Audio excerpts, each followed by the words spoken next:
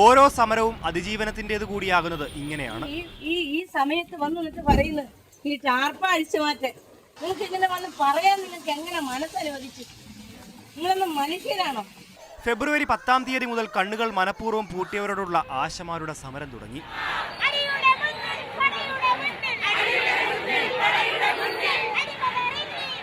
മഴയും വെയിലും കാറ്റും മഞ്ഞും ഒപ്പം ഭരണപക്ഷവും സ്ത്രീ വിരുദ്ധതയും.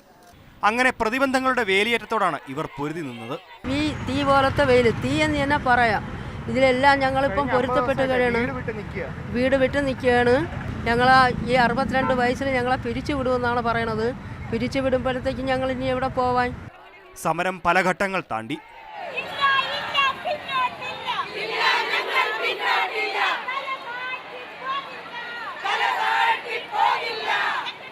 ഒടുവിൽ നിരാഹാരത്തിലേക്ക്.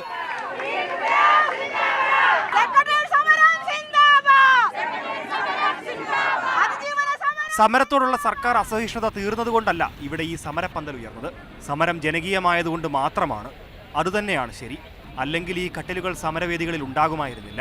പക്ഷെ ഇത്രയും നീണ്ടുപോകുന്നു ഒരിക്കലും വിചാരിച്ചില്ല. ക്ഷീണമുണ്ട്, പ്രയാസമുണ്ട്, പിന്നെ കിടക്കാൻ പറ്റുന്നില്ല, ഇരിക്കാൻ പറ്റുന്നില്ല.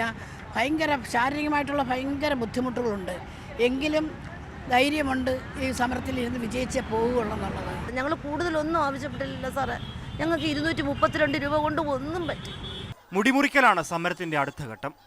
ലക്ഷ്യം എളുപ്പമാവില്ലെന്ന തിരിച്ചറിവുമുണ്ട്. മാതൃഭൂമി ന്യൂസ്, തിരുവനന്തപുരം.